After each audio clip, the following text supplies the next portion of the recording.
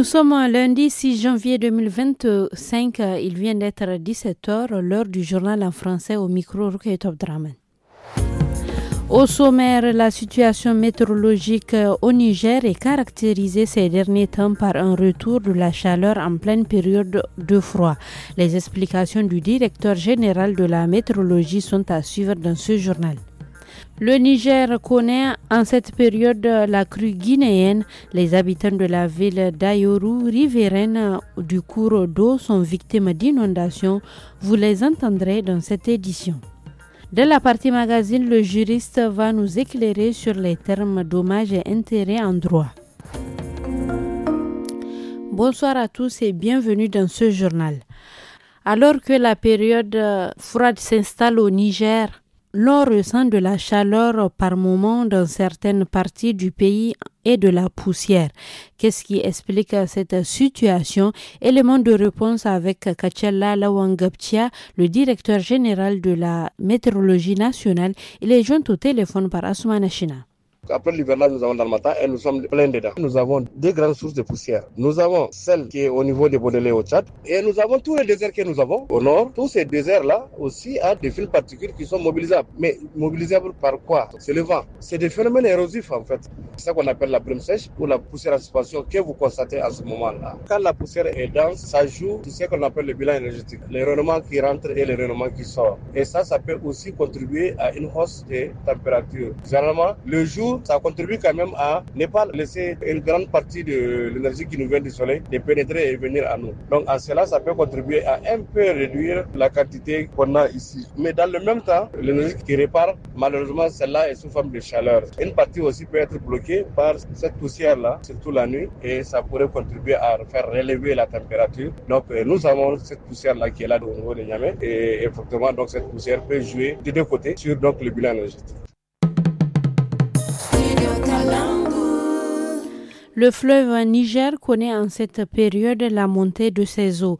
C'est ce qu'on appelle la crue guinéenne. Déjà, les villages insulaires sur les berges du fleuve connaissent le début des inondations. C'est le cas de la population de la ville d'Ayoru. Notre correspondant Abdoulaye Adamou est allé à la rencontre de celle-ci. On les écoute. Nous sommes vraiment préoccupés par la montée des eaux du fleuve, mais nous ne pouvons pas quitter parce que nous n'avons où aller. Raison pour laquelle nous lançons un appel à l'aide auprès des autorités et les bonnes volontés. Nous ne pouvons pas quitter. L'eau nous menace. On veut juste qu'on nous montre un endroit où nous pouvons rester. Nous avons vraiment besoin de l'aide. Nous n'avons même pas là où mettre le pied. Tous les endroits sont submergés par l'eau. Il faut que le gouvernement nous vienne en aide pour nous reloger. Wallahi, nous souffrons sérieusement. Certaines maisons ont même commencé à s'écrouler. Nous avions exprimé cette préoccupation il y a plus d'un mois de cela. Vous savez, il y a ceux qui ont la tête dure. Sinon, nous avions été vraiment prévenus. C'est ce qui fait que beaucoup parmi nous ont déjà quitté. Une assemblée générale s'est tenue la semaine passée dans le village de La Souris, commune de Guidimouni, dans la région de Zender, entre différents acteurs de l'environnement. Cette rencontre a pour but la validation des sites superficie, des terres et aussi la réhabilitation des écosystèmes du site Ramsar et de la mare de La Souris. Amadou Dengi, coordonnateur du projet conservation du bassin du lac Tchad, au micro de Omar Hama. L'objectif de ces projets, c'est de sauver les lacs de Guidimouni et la mare de la Souris, qui sont des sites Ramsar. Et les sites Ramsar sont des types de zones humides là. Ils sont dans le patrimoine mondial. Et c'est des points d'eau qui font vivre des milliers et des milliers de personnes. Également qui font vivre les animaux, qui font vivre les poissons et tout ce qu'il y a d'aquatique dedans. Malheureusement, on est dans une situation où, pour le cas de la mare de la Souris, elle est même complètement menacée. Il arrive qu'elle tarie même complètement. Donc, l'idée, c'est de la protéger par rapport au vent, par rapport à l'ensablement, par rapport au traitement des coris pour que l'écoulement là, que ça diminue afin qu'elle cesse de tarir, parce que si elle tarit, tous les poissons qui sont dedans disparaissent. Parlons santé à présent. Une maladie contagieuse des petits ruminants appelée peste a été détectée dans le département de Kirozérine. Déjà, des mesures sont prises pour circonscrire la maladie. Mohamed Massoudou, directeur départemental de l'élevage, explique au micro de Ahmed Fellan.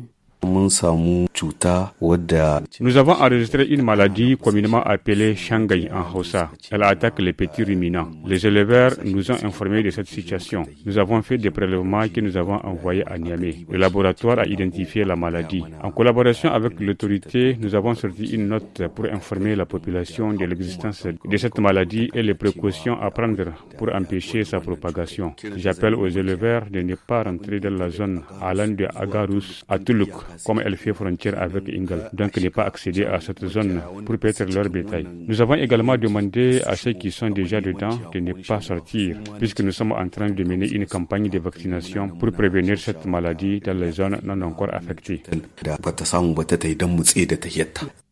Éducation cette fois-ci, le samedi 4 janvier, le Premier ministre a rencontré la dynamique des enseignants pour discuter des problèmes qui entravent le développement de l'éducation au Niger. Chérif Issoufou, secrétaire général du SINASEP, une structure membre de la dynamique, explique au micro de Hassan Nourou Abdrahman. Le Premier ministre s'est engagé lui-même à nous recevoir pour échanger avec la ministre de l'Éducation nationale et son staff et nos deux regroupements. Nous avions échangé, le Premier ministre lui-même a vu la nécessité de mettre en place un comité interministériel qui sera chargé de négocier avec les partenaires sociaux du secteur de l'éducation par un arrêté au plus tard à fin décembre. Il a signé ce communiqué conjoint le 31 décembre dernier. Nous l'avons reçu pas plus tard qu'avant-hier. Nous avons signé un communiqué conjoint qui n'était pas un protocole d'accord, juste un communiqué conjoint pour rendre public les décisions sorties de ce premier round de négociations. Depuis quelque temps, l'on assiste à Niamey à une pénurie du gaz domestique, une situation qui n'est pas sans conséquence sur la vie des consommateurs.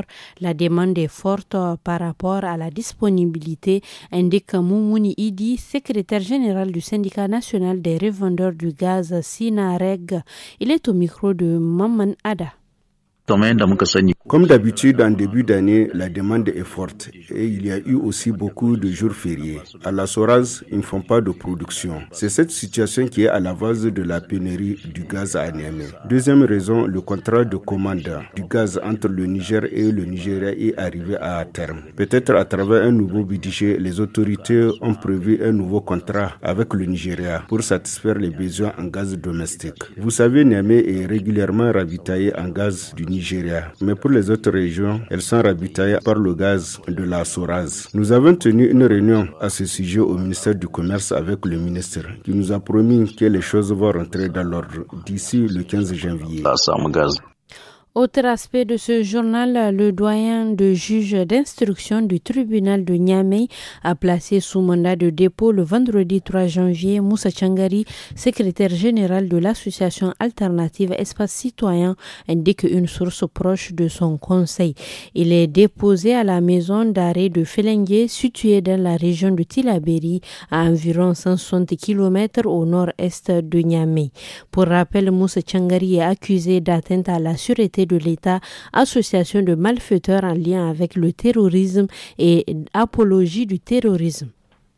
Le samedi 4 janvier, toujours, l'association nigérienne pour la culture et la fraternité a tenu une assemblée générale à Niamey pour le renouvellement du bureau exécutif. Cette rencontre avait pour thème la paix, la cohésion sociale dans un contexte de souveraineté totale au Sahel. Mainasara Adoua, président de l'association, au micro de Aboubakar Sanda. Vous savez, toute organisation, normalement, dans ce texte, elle a prévu, pendant un délai, de tenir l'Assemblée générale pour renouveler le bureau. Donc nous sommes à cette étape. Tous ces gens-là, c'est des délégués. Mais on a invité aussi des gens qui sont venus vraiment à l'ouverture. C'était là l'objet de la création de cette association internationale qui est un peu partout dans les pays en Afrique et même en Europe, en Asie, un peu partout. Vous savez, toute association a des difficultés. C'est-à-dire les difficultés, c'est les financements. Parce que tant qu'une association n'a pas de financement, elle ne peut pas évoluer, elle ne peut pas avancer. Donc c'est ça notre principal des difficultés. Et après ça aussi, il y a aussi la vie associative. Avoir les mêmes idées, regarder la même direction, c'est difficile. Donc souvent ça arrive. Mais si on avait vraiment des financements, parce qu'on élabore des programmes, et pour les réaliser, il faut avoir de l'argent. Mais il y a petits appuis, par exemple, souvent pour faire des festivités autres là, ça arrive, mais c'est très rare. Le samedi 4 janvier, Rouman El Haj Moussa Gani a été intronisé en tant que 24e chef de canton de Gaïa. Cette intronisation place le nouveau chef dans une continuité historique témoignant de la richesse culturelle et politique du Dundee. Ibrahim Gabou, représentant de la famille du chef de canton, au micro de Fadel Alou. L'honorable Rouman El Haj Moussa Gani est aujourd'hui le 24e chef de canton de Gaïa. Il a été élu depuis le samedi 24 février 2024. L'honorable 24e chef de canton de Gaïa est fils d'El Haj Moussa, lui-même fils de Gani. Gani est le fils de Baouna, dont les frères étaient Dandakoy, Fulambano et Fitina. Cette chefferie, qui est la porte d'entrée sur deux frontières, est aussi un carrefour pour le développement et le rayonnement de la culture au Niger. L'événement qui nous réunit aujourd'hui intervient dans un contexte de reconquête de la dignité des peuples et de leur histoire véritable.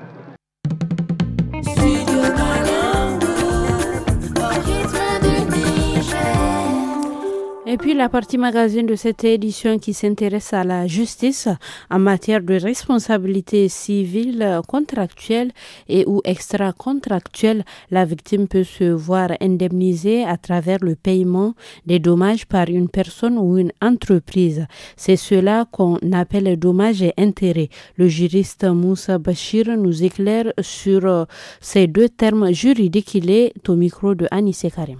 Maître, qu'est-ce qu'on entend par dommages et intérêts en matière de la responsabilité civile et pénale? Les dommages et intérêts sont une somme d'argent qui peut être accordée par le juge à la victime. Ça peut être en matière civile ou en matière pénale. Lorsqu'elle a subi un préjudice du fait d'un manquement contractuel ou d'un délit. Quel est son objectif? Ils ont pour but d'indemniser la victime du préjudice subi, qu'il soit matériel, c'est-à-dire perte financière ou la perte des frais engagés, ou moral, un tort causé ou bien des souffrances endurées. Et le montant est laissé à l'appréciation du juge en fonction des circonstances de chaque affaire. Comment obtenir le dommage et intérêt? Bon, la victime doit apporter la preuve du dommage et établir le lien de causalité entre le fait générateur, ça veut dire le manquement ou le délit, et le préjudice. Et les dommages et intérêts peuvent être alloués pour réparer le passé, mais aussi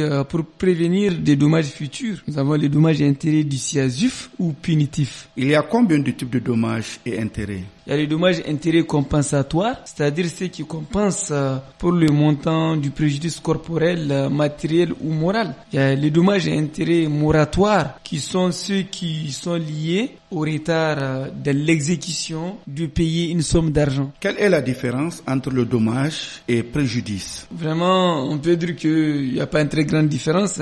C'est les termes et chacun peut dire la même chose.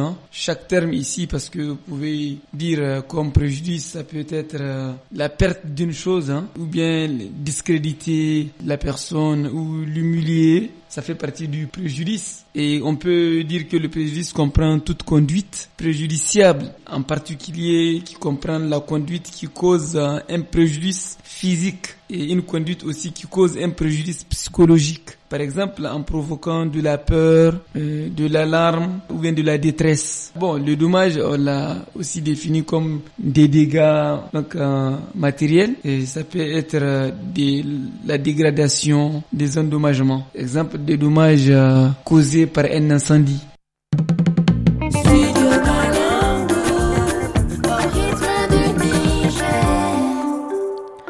Et c'est tout pour cette édition d'information. Merci à vous de l'avoir suivi. Au revoir. Chers auditeurs et auditrices du studio Kalangu, à compter du 1er janvier 2025, le réseau des radios partenaires passe de 52 à 30 radios dans tout le pays. Nous espérons que cette situation, qui est indépendante de notre volonté et de celle des radios partenaires, ne sera que temporaire. Studio Kalangu.